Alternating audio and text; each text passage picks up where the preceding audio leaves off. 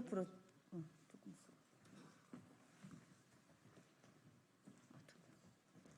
됐네요. 40분 되어서 조금 붙으라 옆으로. 예, 시작하도록 하겠습니다.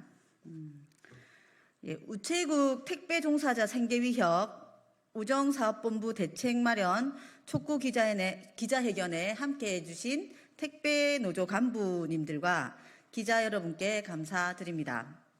먼저 오늘 기자회견에 참석해 주신 참가자분들 소개해 드리겠습니다. 김광석 택배노조 위원장님 참석하셨습니다. 윤중현 수석 부위원장님 참석하셨습니다. 이승원 우체국 본부장님 참석하셨습니다. 안준영 사무국장님 참석하셨습니다. 한선범 정책국장님 참석하셨습니다. 예, 오늘 기자회견 순서는 취지 발언 먼저 하고요. 김광석 위원장님과 이승원 우체국 본부장님 발언 있도록 하겠습니다. 예, 취지 발언 먼저 간단하게 하도록 하겠습니다. 진보당 비정규직 노동자 정혜경 의원입니다. 우체국 사업본부의 대책 마련을 촉구합니다. 택배 노동자들의 열악한 노동 실태는 잘 알려져 있습니다. 그나마 우체국 택배는 정부기관이라는 이유로 좀 더 나은 조건에서 일하지 않겠나 생각했습니다. 그런데 우체국 택배 종사자분들도 고용 불안과 소득 불안에 고통받는 것은 똑같습니다. 우정사업본부와 택배노조는 23년 단협을 체결하며 우체국 택배 종사자의 소득 안정을 위해 일일 배송 물량을 175개에서 190개로 보장할 것을 노력하기로 했습니다. 그런데 저희 의원실에서 우정사업본부에서 받은 자료를 보면 서울과 경인청을 제외한 대부분의 청에서 평균 175개 이하 배송인 경우가 상당히 많았습니다. 23년에 배송 물량이 175개 미만인 경우는 물량이 적은 8월에는 2,150명이나 되었고 물량이 많은 10월에도 794명이 175개 이하를 배송하고 있어 상시적 물량 미달 상황에 놓여 있었습니다. 제일 적게 배송한 택배 종사자는 하루 141개를 배송하는 경우도 확인되었습니다. 기름값, 차량 유지비 등을 제외하고 나면 생활이 불가능한 수준입니다. 택배 노동자들은 사실상 일을 그만두라는 이야기나 다름없다고 주장합니다. 특수고용 노동자 신분의 우체국 택배 종사자는 배송 물량이 곧 임금입니다. 최근 고물가, 고금리로 배송 과정에서 들어가는 비용도 증가한 마당에 우체국 종사자들은 생활고를 호소하고 있습니다. 노동법 사각지대에서 일하는 특수고용 노동자들의 고용 불안과 소득 불안은 어제 오늘 일이 아닙니다. 정부기관인 우정사업본부가 이렇게 특수고용 노동자들을 대거 고용해놓고 책임이 없다 말할 문제는 아닙니다. 또한 우정사업본부는 소포의 구별을 통해 택배 종사자의 물량을 조정하고 있습니다. 더욱이 우정사업본부는 지난해 단협에서 175개에서 190개 배송 물량을 맞추기 위해 노력한다는 약속을 하기도 했습니다. 택배 종사자들은 생계가 어렵다 하소연하는데 우정사업본부가 무슨 노력을 했는지 밝혀야 합니다. 오늘 기자회견을 통해 우정사업본부의 적극적인 대책 마련을 촉구합니다. 예, 이어서 김광석 택배노조 위원장님 발언 있도록 하겠습니다.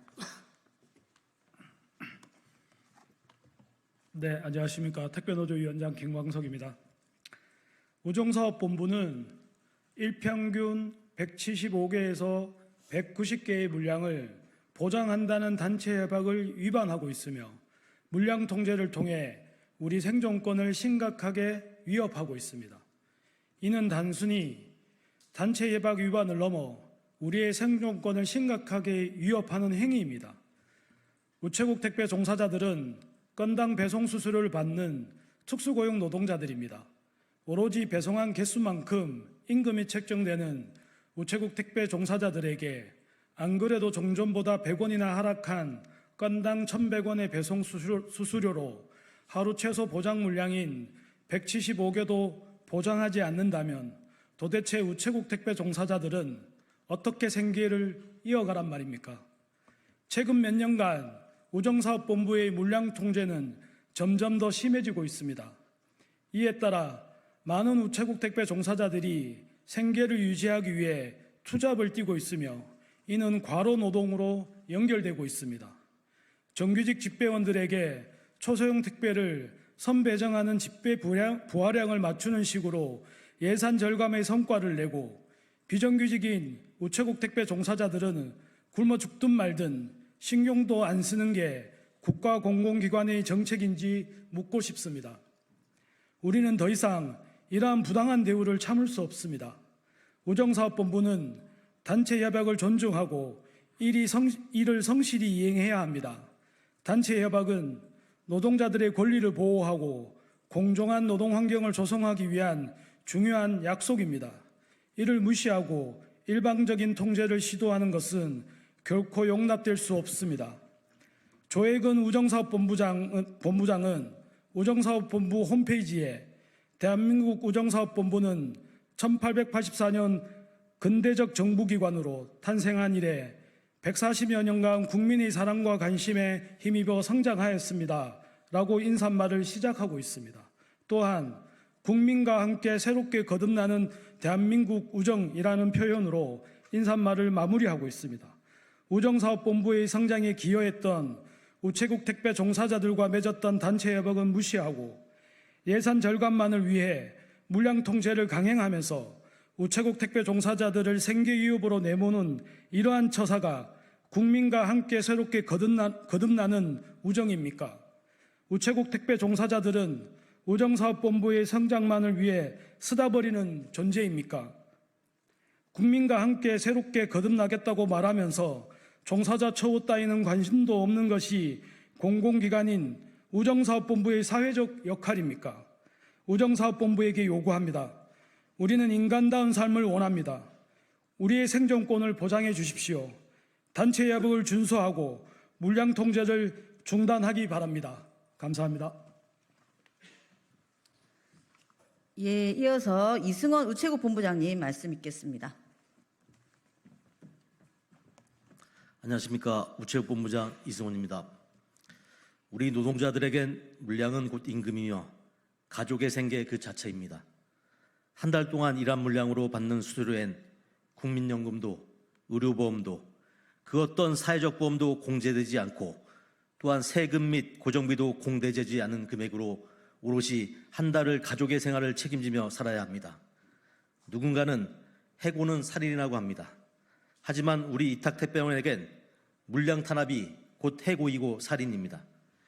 단협에 명시된 약속된 물량도 우본의 악의적인 해석으로 최소한의 개수만을 주겠다고 하고 그 또한 지켜지지 않는 일관된 탄압 정책으로 노동자들은 점점 더 생활고로 인해 투잡으로 내몰려 과로사까지 걱정되는 현실입니다.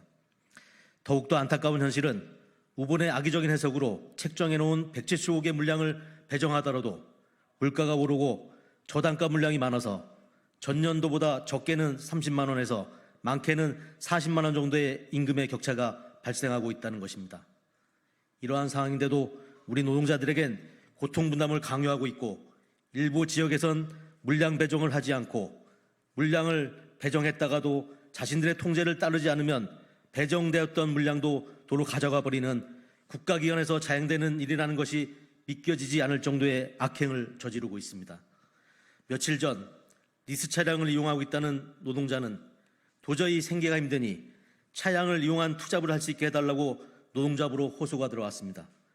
오토바이를 이용한 알바도 보험료 및 초기에 들어가는 돈이 많아서 어렵다고 차량을 이용한 일을 해야 한다고 합니다. 하지만 현실은 리스 차량은 다른 일에 이용할 수 없다는 계약으로 인해 사용할 수도 없게 되어 있습니다. 친환경 차량으로의 교체로 리스비도 20만 원 정도 상승한다고 합니다. 국민 여러분, 어떻게 살아야 합니까? 안 된다, 안 된다. 물량도 집배원들을 놀릴 수 없으니 통제해야 한다. 너희는 집배원 가로사로 인해 채용되었으니 통상 우편물 및 물량이 줄었으니 이제는 집배원들이 일할 거리가 없다. 일하기 싫으면 나가라는 악의적 조치가 아니면 무엇이란 말입니까? 당장의 가족들의 생계로 인해 어떠한 선택도 할 수 없는 서러운 처지가 오늘도 노동자들을 소리 없는 죽음으로 몰아가고 있다는 생각에 가슴이 먹먹해집니다. 우보는 책임져야 합니다. 물량이 없어서 생활고를 겪는 노동자를 책임져야 하며 우보의 울타리 안에서 정당하게 일하며 국민들에게 행복을 배달해주는 자긍심으로 일하는 위탁 노동자의 실추된 명예를 돌려놔야 할 것입니다. 노동자를 올가매고 옥죄이는 물량 탄압을 더 이상 하지 말고 협의를 준수하고 노동자들이 안전하게 생활고에 힘들어지지 않게 일할 수 있게 해야 합니다. 최소한의 요구입니다. 물량 탄압 이제 멈추어 주십시오. 감사합니다. 예, 연일 30도가 넘는 불볕더위가 이어지고 있습니다. 이 택배 노동자들도 이 불볕더위에 쓰러져 가는 그런 직종이기도 합니다. 그럼에도 불구하고 이렇게 최저임금 정도의 수준에서 물량이 적어지는 이 상황은 살기 어려운 상황이라고 생각이 듭니다. 특히나 단체 협약으로 이미 보장되어 있던 그 약속을 저버리는 행위는 공공의 기업으로서는 해서는 안 될 일이라고 생각을 합니다. 조속히 합의한 대로 이 물량을 맞춰주는 노력을 적극적으로 해주시기 바랍니다. 감사합니다. 이것으로 기자회견 마치도록 하겠습니다.